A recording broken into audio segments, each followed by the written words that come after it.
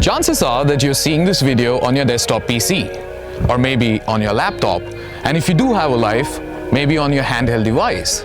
And chances are that this handheld device comes from the same country as this bike. Now, Garware Motors in India has been slowly but steadily infusing Korean bikes in our market. Their last launch, the 650N for Naked, was a considerable improvement over its fair sibling, the GT650R. So when we heard that Garware was to bring in the GT250R Comet to the Indian market, we were really excited. Along with the launch of the GT250R came back the name Comet. And that evoked lost memories and mixed reactions. Some of the fans swore by the name Comet, while others decided to move on with indifference. It stands to reason then that we need to find out if the legacy of the Comet is about to be restored to its final glory.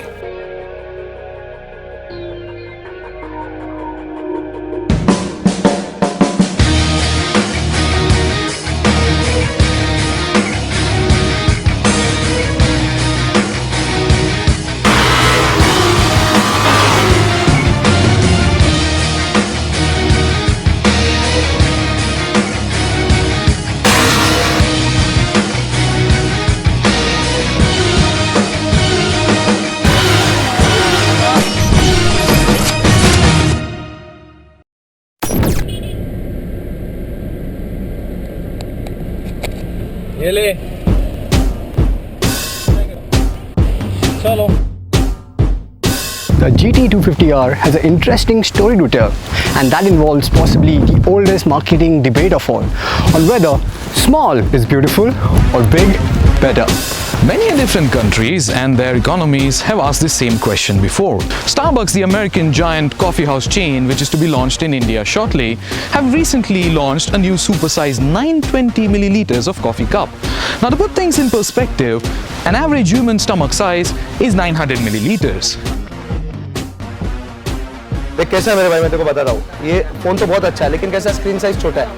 So why don't you go for this bigger screen, bigger camera? From Big Whooper to Big Mac to Mac Maharaja in India, big is often better. अरे ये छोटा आम किधर लेता है, ये रत्नई का बड़ा आम लो. तो फोल्ड हो जाएगा. अगर हम फोल्ड करते हैं तो ऑलमोस्ट अराउंड 700 का बूट स्पेस मिलता है. बड़ा है तो बेहतर है. बड़ा है तो बेहतर है. Yes. Agreed. All right. चल, go ahead with this. Yeah. We Indians want more bike for our money.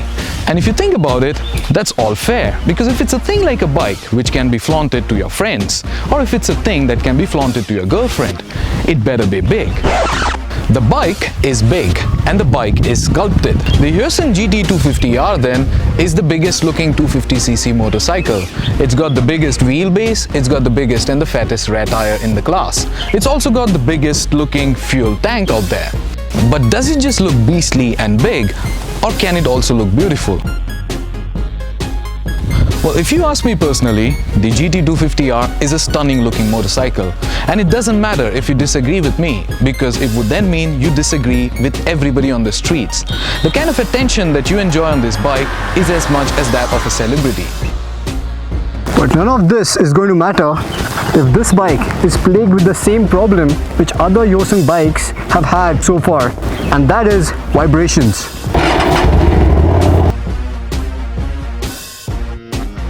I'm so glad to say that this bike does not have the same problem. It does not have the same vibrations. So it's a really good thing. And the other thing I love about this bike is the fuel injection. The fueling is so good. I would say just as good, if not better, than its competitors. But you do miss the liquid cooling. As is the case with most traditional V-twin setups, the cylinder at the back does not get as much air, and so V-twins usually heat up. This bike also heats up a fair bit, especially in the city. But once you're on the move, you don't really feel the heat as much.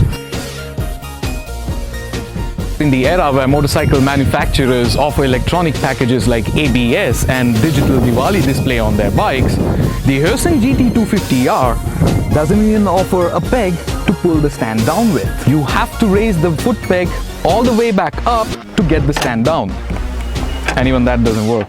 And while every other bike is offering you a complex, lightweight underbody exhaust, Hyosung's is a stainless steel one and doesn't even come with a heat plate. And while most of the manufacturers are obsessed with putting their bike on a diet of mass centralization, Hyosung actually decided to make its 250 GT as big as the GT650R. What I like the most about this bike, being a sports rider, is that it has a soul of a sport bike. The way you sit on it, the way you ride it, it always keeps you engaged as a sports bike does. I don't think it's possible to tour on this bike because the riding position is so super sport. This bike was made for the corner. That is its natural habitat.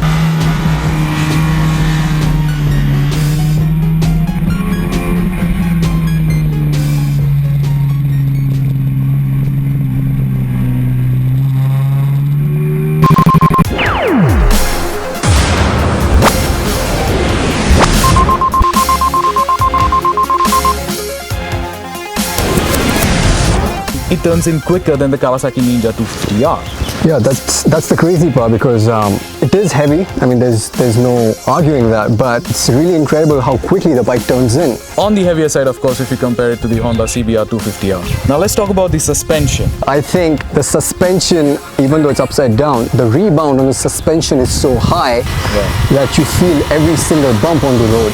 Now, Roger, he was test riding this bike the other day, and we were riding right behind him, and we saw a huge tank slapper on his bike. Yeah.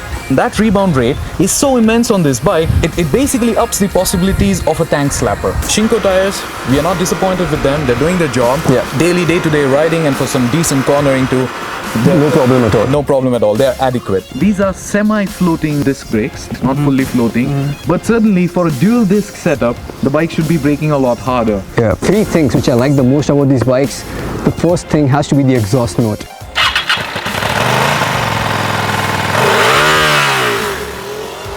The best sounding 250cc bike we have in India right now. Second thing I like about this bike is that the soul is super sport. It's like a mini sports bike. And thirdly, obviously the motor. I like the way the power is delivered. I'm just glad that we have an option of a V-twin 250cc bike, given the option of a Kawasaki Ninja 250R, which is a very well-made motorcycle, most sold one in the world.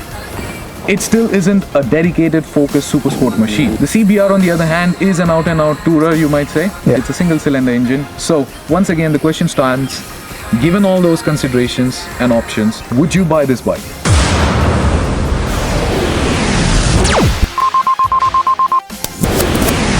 I'll have to see how Hyosung prices it because I think it's very, very crucial. They have a good bike on their hands. I think it's very important for them to price it well because it's going against really good competitors.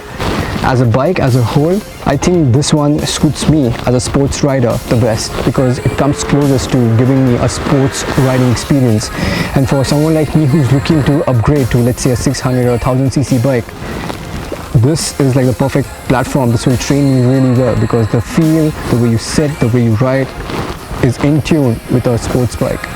What about you, Roger? Will you buy this bike? Absolutely, because it's very close to what I'm looking for. It's very aggressive in terms of looks, in terms of the riding capability, because whatever I was looking for to upgrade from an R15 to a bigger bike, this definitely gives me that feel, that aggression. The irony of our market right now is that there is a big void in the super sport dedicated 250cc class category.